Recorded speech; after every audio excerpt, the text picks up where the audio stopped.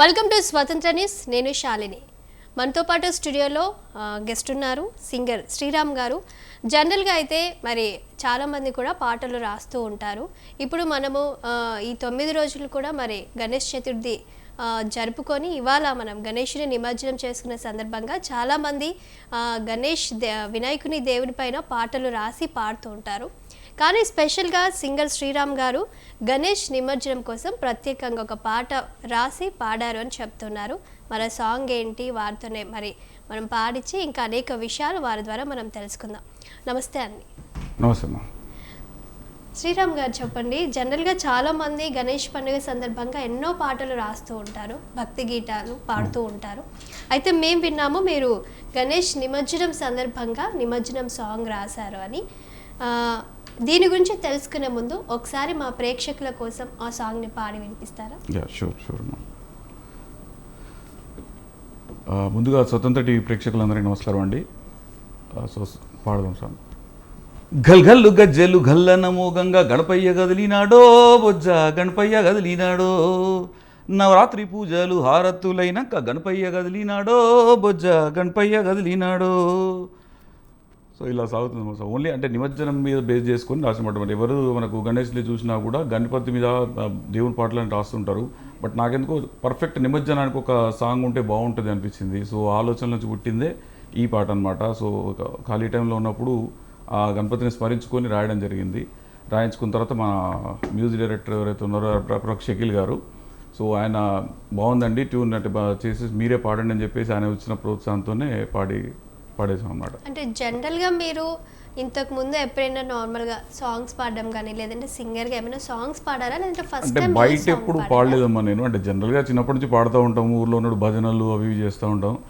But on track అయితే ఎప్పుడు పాడలేదు. This the first time I tried అనమాట. సో ముందే శుభసూచకంగా గణపతి అయితే ఇంకా బాగుంటుందన్న ఉద్దేశంతో సో గణపతి పాట ఎంచుకోవడం జరిగింది. సో మీరు రాసిన ఈ గణేష్ నిమజ్జనం సాంగ్ యొక్క ప్రత్యేకత ఏంటి, అందులో ఏముంది, మీరు స్మరించుకుంటూ రాసామని అంటున్నారు కదా. సో ఆ రిలీక్ వినేటప్పుడు భక్తులకి కానీ ఎవరైనా సరే వినేటప్పుడు ఏమనిపిస్తుంది, వాట్ ఈస్ ద బ్లెస్సింగ్? అంటే మనం 9 రోజులు గణపయ్యకు భక్తి శ్రద్ధలతో ఎంతో మంచి పూజలు చేస్తుంటాం, అన్నీ చేస్తుంటాం. సో ఈ పూజలన్నీ స్మరించుకుంటూ ఈ 9 రోజులు గణపయ్యకు మనం ఏదైతే భక్తి శ్రద్ధలతో పూజలు చేస్తామో ఈ పూజలన్నీ స్మరించుకుంటూ గణపయ్య వెళ్ళేటప్పుడు గణపయ్య కదిలినాడు అంటే నిమజ్జనానికి కదిలి మన మండపాల నుంచి ఖాళీ అయిపోయి నిమజ్జనానికి కదిలి గణపయ్య మన గంగమ్మ తల్లిని కలుస్తాడు అనమాట. సో గంగమ్మ తల్లి విలీనం అవుతాడు గణపయ్య. సో నా పాట కూడా అక్కడే ముగుస్తుంది, గంగమ్మ ఒడిలోకి చేరుతాడు అని ముగుస్తుంది.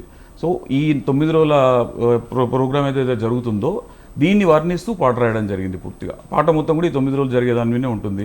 మధ్యలో మీరు లిరిక్ కనుక చూస్తే అమ్మను కలిసి 9 రోజులైందని గణపయ్య కదిలినాడు అంటాం. అంటే అమ్మ దగ్గర నుంచి మన దగ్గరికి 9 రోజులు మన పూజలు అందుకోవడానికి గణనాథుడు మన దగ్గరికి వస్తాడు. సో వచ్చి ఇక్కడ పూజలన్నీ అందుకున్న తర్వాత 9 రోజులు అయితే అమ్మను విడిచిపెట్టి హోమ్ సిక్ ఉంటుంది కదా. సో మళ్ళీ హోమ్ సిక్ ఉండి అమ్మ దగ్గరికి వెళ్ళిపోవాలన్న ఉద్దేశంతో గణపయ్య కదిలి వెళ్ళిపోతున్నాడు. మనం పెట్టిన నైవేద్యాలు, ఉండ్రాళ్ళు, ఈ మన మోదకులు పెడతాం కదా గణపతికి, మోదకులు, ఉండ్రాళ్ళు ఇవన్నీ కూడా గణపతికి చాలా ఇష్టమైన ఆహారం అంటారు. సో అవన్నీ తినేసి వెళ్ళిపోయినాడు. అంటే ఒక్కొక్క చరణం చూస్తే మీరు ఇవన్నీ కూడా దీన్ని కవర్ చేస్తూనే ఉంటుంది. నిమజ్జనం సందర్భంగా ఈ 9 నవరాత్రులను కవర్ చేస్తూనే ఉంటుంది ఈ పాట. అయితే ఎలా అనుకున్నారు సాంగ్ రాసేటప్పుడు? మరి హిట్ అవుతుంది అనుకున్నారా, లేకపోతే ఈ సాంగ్ మీరు రాసిన తర్వాత మీ ఫ్రెండ్స్కి కానీ ఫ్యామిలీ మెంబర్స్ కానీ రిలేటివ్స్ కానీ మీరు చెప్తూ ఉంటారు కదా, లేదంటే సాంగ్ రిలీజ్ అయిన తర్వాత మీరు సాంగ్ కంపోజ్ చేసే టైంలో మీరు డిస్కషన్ చేసుకుంటారు కదా, లిరిక్ పరంగా కానివ్వండి లేదంటే సాంగ్ ఎలా వెళ్తుంది, ఎలాంటి అవుట్పుట్ వస్తుందని చాలా రకాల థాట్స్ ఉంటాయి. అది కూడా ఫస్ట్ టైం కాబట్టి ఎలా డిస్కషన్ జరిగింది మీ మధ్యలో? అంటే సాంగ్ హిట్ అవుతుందా లేదంటే వెళ్తుందా వెళ్ళదా ఇవన్నీ కాదు. నాకు భగవంతుని అంటే గణపతి పట్ల నాకున్న ప్రేమను ఒక చిన్న పాట రూపంలో నేను పెట్టాలనుకున్నాను. అలాగే పెన్ పేపర్ పెట్టి స్టార్ట్ చేశాను, అలాగే వచ్చింది పాట. సో రాసిన తర్వాత ఒక ట్యూన్ అనుకున్నాము, నేను మ్యూజిక్ డైరెక్టర్ కలిపి ఒక ట్యూన్ అనుకున్నాము. సో ఆ ట్యూన్లో పాటలు కరెక్ట్గా ఒదిగిపోయింది. సో అందరు ఫ్రెండ్స్ వినిపిస్తే కూడా చాలా బాగుంది, ట్రై చేయండి. గణపతి నిమజ్జనాలకు ప్రాపర్గా ఒక సాంగ్ అంటూ లేదు కదా, సో మీరు ట్రై చేస్తే గట్టిగా వెళ్తుంది అని చెప్పేసి నేనేమనుకున్నానంటే పాట రికార్డ్ అయితే చేద్దాం, షూట్ చేద్దాం, తర్వాత అది ఎంత వెళ్తుంది ఎంత వెళ్ళదు సమస్య కాదు, మన మనస్తృప్తి చేయాలన్న ఉద్దేశంతో మనం ఒక దేవుడికి ఒక నివాళి ఇవ్వాలన్న ఉద్దేశంతో రాసాం. బాగానే వెళ్ళింది. అండ్ ఇన్స్టాలో కానీ అక్కడిక్కడ చాలా బాగా వెళ్ళింది. చాలా ఇక్కడ బయట వెళ్ళినప్పుడు కొన్ని మండపాల దగ్గర మన పాట వింటుంటే ఆనందం కూడా వేరే రకంగా ఉందన్నమాట. అన్ఎక్స్పెక్టెడ్గా వెళ్తే అరే ఈ పాట మీరు రాశారని జనాలు పలకరియడం, ఇలాంటివి కూడా జరిగిన సందర్భాలు ఉన్నాయి. సో చాలా తృప్తిగా ఉంది ముఖ్యంగా. అండ్ ఫ్యామిలీ మెంబర్స్ ఏమన్నారు? మీరు సాంగ్ రాసి పాడడం అంటే అది విన్నప్పుడు వాళ్ళు ఎలా ఫీల్ అయ్యారు? వాళ్ళు చాలా హ్యాపీ ఫీల్ అవుతారండి. ఆబ్వియస్లీ ఫ్యామిలీ మెంబర్స్ అంటే మనం సరిగ్గా రాసినా రాయకపోయినా కూడా మన ఫ్రెండ్స్ అనేవాళ్ళు, కొంతమంది ఫ్రెండ్స్ ఏమో సరిగ్గా రాయకుండా చెప్పేవాళ్ళు ఉన్నారు. బట్ ఫ్యామిలీ మెంబర్స్ ఆబ్వియస్లీ కూడా హ్యాపీగానే ఫీల్ అవుతారు వాళ్ళు. సో వాళ్ళకి ఏంటంటే ఒక సాంగ్ బయటికి వెళ్తుంది ఇవన్నీ ఆ ఫీలింగ్ అంత లోపల చాలా రుచిగా. మా వైఫ్ కూడా చాలా కోఆపరేటివ్ అనమాట, చాలా ఎంకరేజ్ చేస్తుంది, ఇట్లాంటి టాలెంట్ ఎంకరేజ్ చేస్తుంది పిల్లలు, కానీ అందరూ వెరీ మచ్ హ్యాపీ అండి. And this year Vinayaka Chavithi celebrations ఎలా జరుపుకున్నారు? మట్టి వినాయకుని తీసుకున్నాము, బ్రహ్మాండం మట్టి వినాయకుని తీసుకొని ఒక 5 రోజులు ఏమో పెట్టుకున్నాము. దాని తర్వాత ఇంట్లో కొంచెం అంటే ప్రాబ్లమ్ 5 days అయితే ఇంట్లో వినాయకుని పెట్టుకొని మంచి మన ఇంటి దగ్గర బకెట్లోనే నిమజ్జనం చేసేసాం అనమాట. మట్టి వినాయకుని పెట్టుకొని దాని మళ్ళీ చెట్లలో అంటే ఇప్పుడు అందరూ పిలిపిస్తున్నారు కదా, సో అట్లే మట్టి వినాయకుడిని పూజించాలని నా పాటలో కూడా ఒక చరణం రాశాను. మట్టి బొమ్మలే ఇష్టమని చెప్పి గణపయ్య కదిలినాడు అని. సో అందరికి చెప్పి మనం కూడా మట్టి వినాయకుని పెట్టుకోవాలని చక్కగా చేసుకున్నాం. ఆ వినాయకుని ఆశీస్సులతో బాగా జరిగింది. ఒకసారి మరి మీరు రాసిన గణేష్ నిమజ్జనం సాంగ్ మా ప్రేక్షకుల కోసం వినిపిస్తే బాగుంటుంది. తప్పకుండా. గల్గల్లు గజ్జెలు గల్లన మోగంగా గణపయ్య గదిలినాడో బొజ్జ గణపయ్య గదిలినాడో. నవరాత్రి పూజలు హారతులైనాక గణపయ్య గదిలినాడో బొజ్జ గణపయ్య గదిలినాడో. మోదకులు ఉండ్రాళ్ళు నైవేద్యాలు దీని గణపయ్య గదిలినాడో బొజ్జ గణపయ్య గదిలినాడో. గల్గల్లు గజ్జెలు గల్లన మోగంగా గల్గల్లు గజ్జెలు గల్లన మోగంగా గల్గల్లు గజ్జెలు గల్లన మోగంగా గణపయ్య గదిలినాడో బొజ్జ గణపయ్య గదిలినాడో. 9 ఒద్దుల నిద్ర మబ్బులిడి చెయ్యంగా గణపయ్య గదిలినాడో బొజ్జ గణపయ్య గదిలినాడో. పత్రాల పూజకు మల్లేటికొస్తానని గణపయ్య గదిలినాడో బొజ్జ గణపయ్య గదిలినాడో. ఈ పత్రాల పూజకు ఎందుకు వచ్చిందంటే మనం వినాయకునికి ఏడాదికి ఒకసారి మాత్రమే ఆకులతో పూజ చేస్తాం. ఏడాది మొత్తం కూడా మనం జనరల్గా పూలతోటి దేంతోనైనా పూజ చేస్తాం, కానీ ఈ పత్రాలతో మళ్ళీ పూజ చేయాలంటే మళ్ళీ వినాయక చవితి రావాలి మనకు. సో మన ఈ వినాయక చవితికి మాత్రమే పత్రాలతో పూజ చేయగలుగుతాం. సో దాన్ని దృష్టిలో పెట్టుకొని రాసిన చిన్న అంటే పత్రాల పూజకు మళ్ళీటికి వస్తానని. ఇప్పుడు అయిపోయింది బాయ్ బాయ్ చెప్పేసి నెక్స్ట్ ఇయర్ మళ్ళీ పత్రాల పూజకు మీ ఇంటికి వచ్చేస్తానని గణపయ్య చెప్తూ వెళ్తున్నట్టుగా భావించి ఈ చరణం ఒకటి రాయడం జరిగింది. తర్వాత ఇందాక మనం అనుకున్నట్టు అమ్మను కలిసి 9 రోజులయ్యేనా నీ గణపయ్య గదిలినాడో బొజ్జ గణపయ్య గదిలినాడో. వేల మండపాలు వెలవెల్లబోవంగా గణపయ్య గదిలినాడో బొజ్జ గణపయ్య గదిలినాడో. అంటే ఇప్పుడు మన మండపాలన్నీ ఖాళీ అయిపోతాయి. వినాయకుని తీసిన తర్వాత మనం ఈ రేపు మార్నింగ్ కనుక వెళ్ళి చూస్తే అన్ని వినాయక మండపాలన్నీ కూడా ఖాళీగా దర్శనమిస్తాయి మనకు. ఇన్ని రోజులు మనం 9 రోజులు పూజ చేసుకున్నది ఇవన్నీ అవన్నీ గుర్తులన్నీ మనకు వస్తుంటాయి, మండపాలన్నీ వెలవెలబోతుంటాయి. బట్ ఇంకా తప్పదు కదా, 9వ రోజు నిమజ్జనం చేయాలని అందరం నిమజ్జనం చేసేస్తాం. సో దీన్ని దృష్టిలో పెట్టుకొని ఈ చరణం రాశాడు. వేల మండపాలు వెలవెల్లబోవంగా గణపయ్య కదిలినాడు అని చెప్పేసి. దాని తర్వాత మట్టి బొమ్మల పూజ ఇష్టమని చెప్పి గణపయ్య గదిలినాడో బొజ్జ గణపయ్య గదిలినాడో. కోలాట పాటలతో చిందులేస్తుండే గణపయ్య గదిలినాడో బొజ్జ గణపయ్య గదిలినాడో. మనం రోజు మీరు న్యూస్ ఛానల్స్ వాళ్ళు అందరూ రోజు చెప్తూనే ఉంటారు మట్టి బొమ్మల పూజ చేస్తే బాగుంటుంది, ప్లాస్టర్ ఆఫ్ ప్యారిస్ వల్ల వాటర్తో పొల్యూషన్ అవుతుందని చెప్పేసి. సో మనం రాసే పాటలో అంత కొంచెం అన్న ఒక మీనింగ్ఫుల్గా ఒక మెసేజ్ ఇవ్వాలన్న ఉద్దేశంతో ప్రతిదీ తీసుకోవడం జరిగింది. కోలాట పాటలతో చిందులు వేస్తుండగా అంటే మనం జనరల్గా గణపతి పూజ అంటే భక్తితో చిందులేసే భజన కార్యక్రమాలు వీటన్నిటితో చేయాల్సిన పూజ. బట్ ఈరోజు చాలా మారిపోయింది. రకరకాల డీజేలు డప్పులు అన్నీ వచ్చాయి. అంటే భక్తిని వ్యక్తపరచడంలో డీజేలు పెట్టచ్చు, డప్పులు పెట్టచ్చు, ఏదైనా పెట్టు, భక్తి వ్యక్తపరచడంలో ఒక్కొక్కరు ఒక్కో భావన. ఎవరిని మనం కించపరచడానికి లేదు. ఎవరి శక్తి కొలది ఎవరు ఎట్లా భక్తి వినియోగించాలంటే, ఎట్లా భక్తి చూపించాలంటే అలా చూపిస్తారు. సో బట్ మనం రాసినప్పుడు మన పాటలో మాత్రం బాగానే ఉండాలనే ఉద్దేశంతో కోలాట పాటలతో చిందులేస్తుండగా, భజనలు చేస్తుండగా, ఏదైతే గణపతి నిమజ్జనం జరిగేటప్పుడు ఏదైతే జరగాలని ఆ మనసులో ఉందో అవన్నీ కూడా పాటలో పెట్టడం జరిగింది.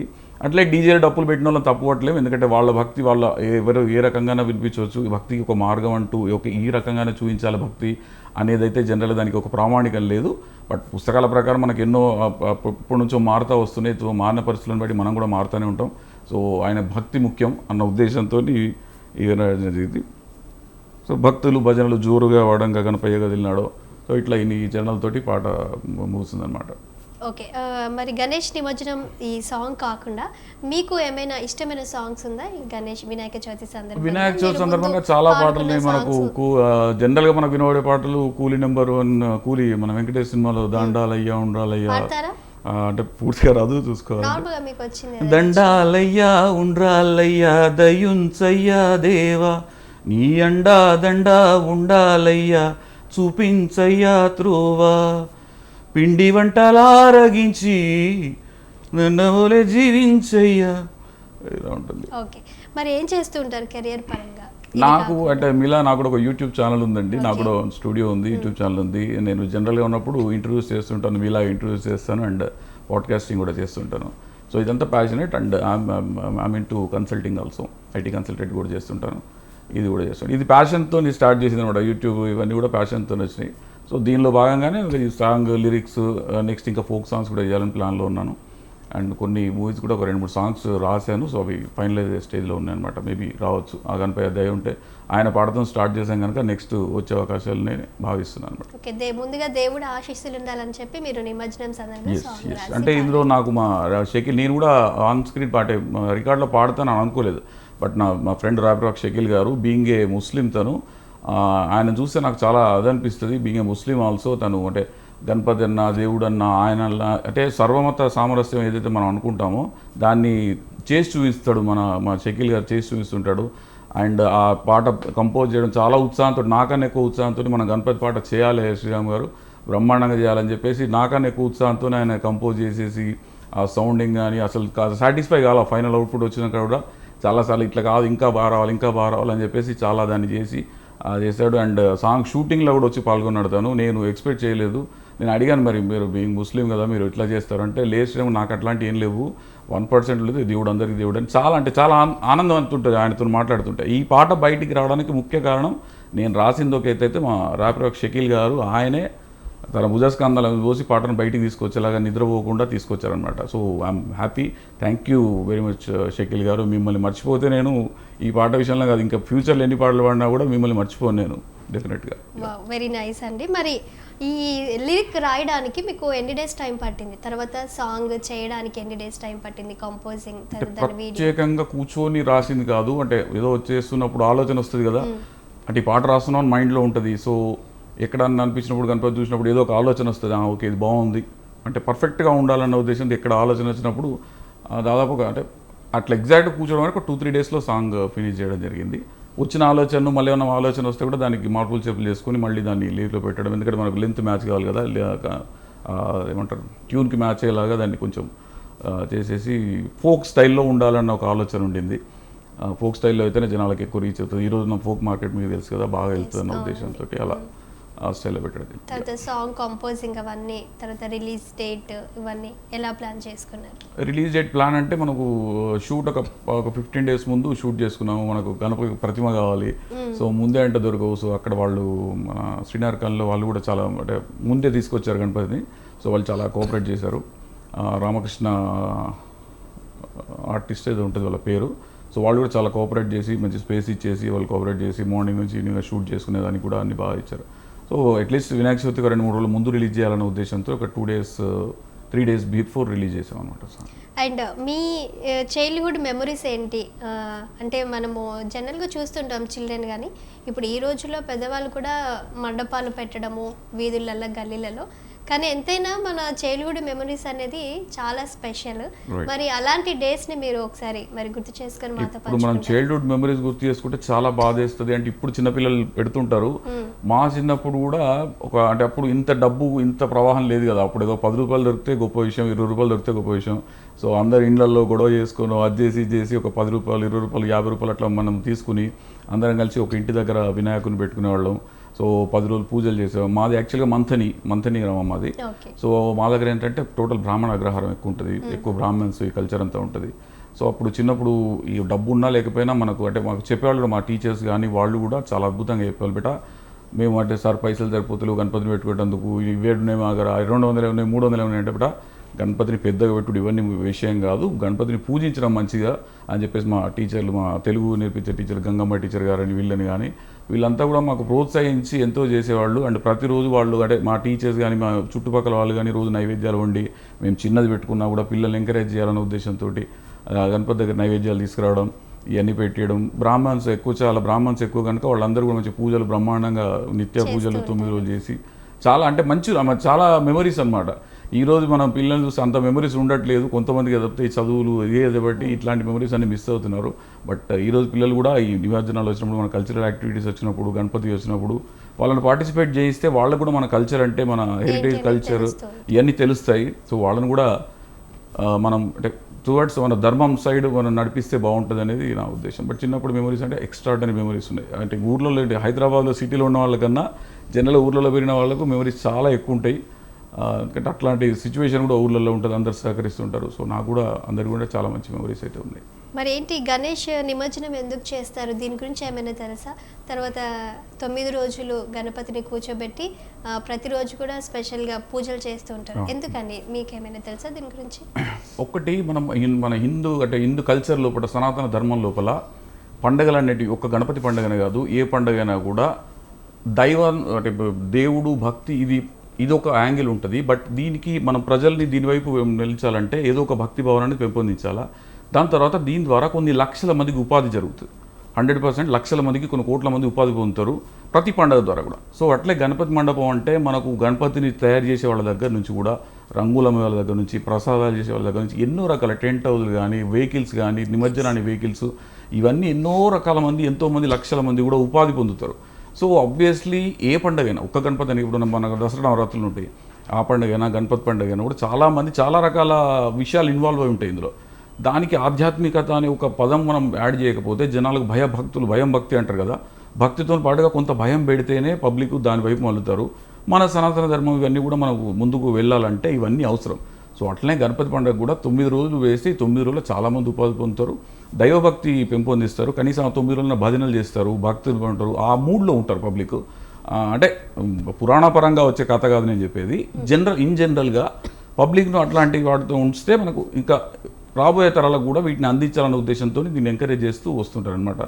సో ఇక గణపతి మన కథ ప్రకారం కూడా 9 రోజులు పెట్టేసేయాలని చెప్పేసి ఇవన్నీ ఉన్నాయి మనకు కాబట్టి, సో దాని ప్రకారం నడుస్తుంటుంది.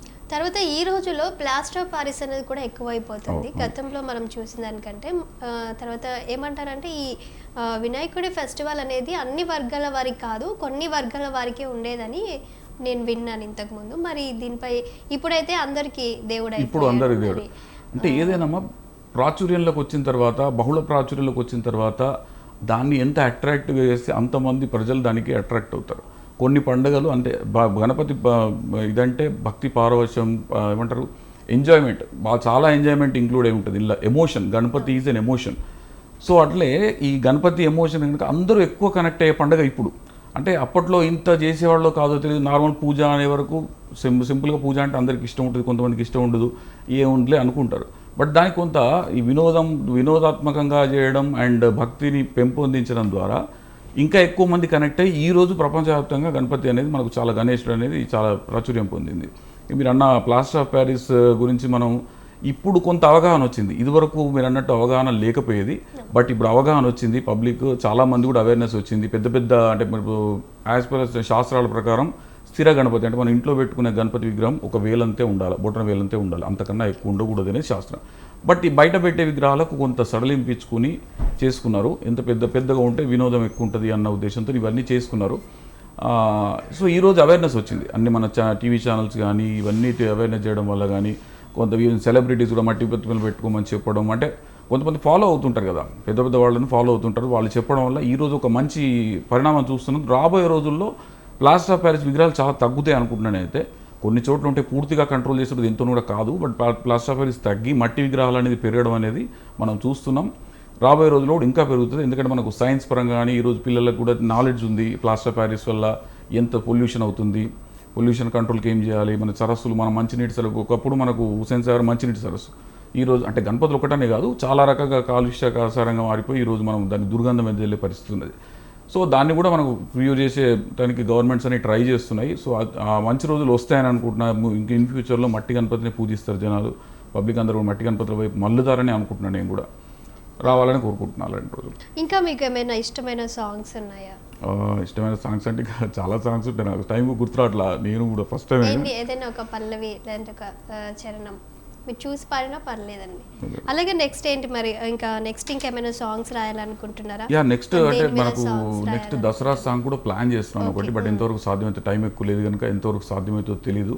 బట్ చూస్తాను దసరా కూడా అమ్మవారి మీద మంచి పాట రాయాలని అనుకుంటున్నాను, సంకల్పం అయితే చేసుకున్నాను, కొంత మొదలు పెట్టాను, ఎంతవరకు వస్తుంది సాధ్యమైతే ఈ దసరాకు ఒక సాంగ్ కూడా మన బతుకమ్మ దసరా ఇవన్నీ కూడా చేయాలని అనుకుంటున్నాను, ఫోక్ సాంగ్స్ కూడా ఇంకా మంచి రాయాలని అనుకుంటున్నాను. ఇట్లా అలాగే విఘ్నాలు తొలగించయ్యా వినాయక అని అంటూ ఉంటారు. కాకపోతే ఏంటంటే మీరు చెప్పినట్టుగానే ఇప్పుడు ప్లాస్టర్ ఆఫ్ ప్యారిస్ పై అవగాహన కలిగిస్తున్నారు గవర్నమెంట్స్ అని, కానీ అంత రిజల్ట్ మనం చూడలేకపోతున్నామేమో అని అనిపిస్తుంది కదా.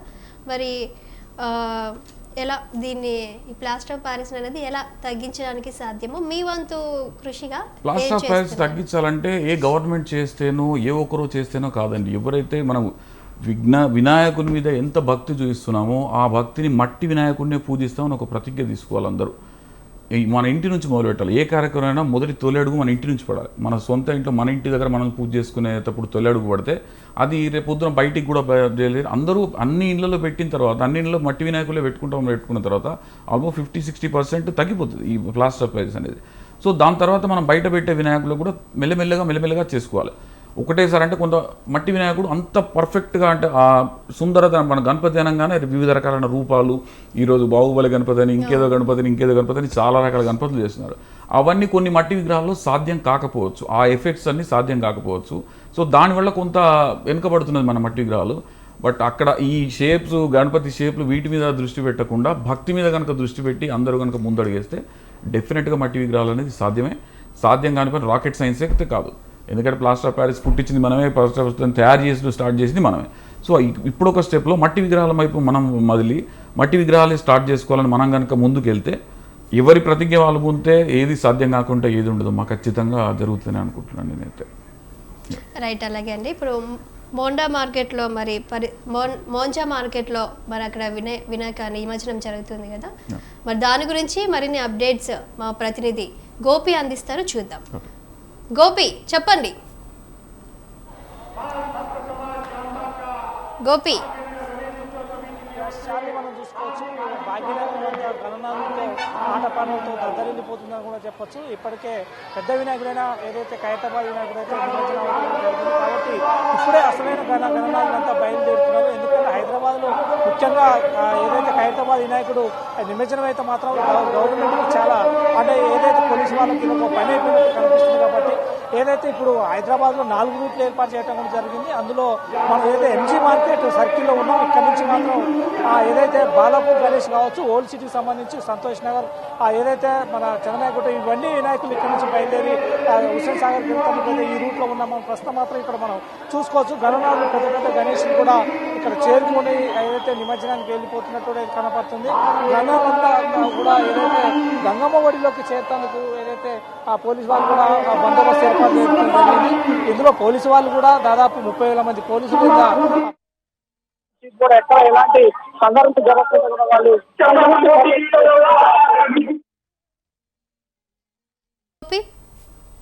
చూసుకున్నారండి. శ్రీరామ్ గారు ఏదైనా సాంగ్ ప్రేక్షకుల కోసం పాడితే బాగుంటుంది. మనకు జనరల్గా బాగా ప్రాచుర్యం ఉన్న పాట. ఓకే.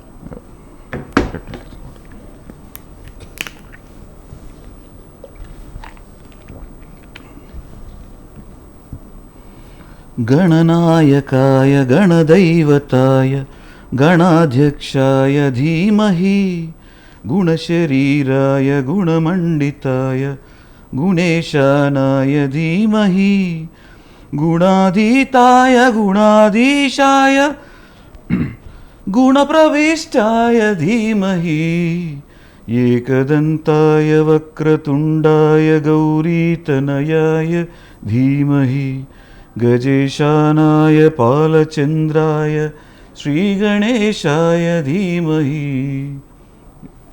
రైట్. మరి థ్యాంక్ యూ శ్రీరామ్ గారు, ఎంతో మంచి చక్కని సాంగ్ రాసి ప్రజలకి అందించారు భక్తితో. అలాగే ఇంకా మీరు ఫ్యూచర్లో ఇలాంటి మంచి మంచి సాంగ్స్ రాస్తూ మీ కెరియర్ పరంగా ముందుకు వెళ్ళాలి అని ఆ దేవుడు ఆశీస్సులు ఎప్పుడు మీకు ఉండాలని కోరుకుంటూ థ్యాంక్ యూ అండి. థ్యాంక్ యూ మా, నాకు ఈ అవకాశం కల్పించిన స్వతంత్ర టీవీ వాళ్ళకు కూడా హృదయపూర్వక ధన్యవాదాలు తెలియజేస్తున్నాను. Thank you so much.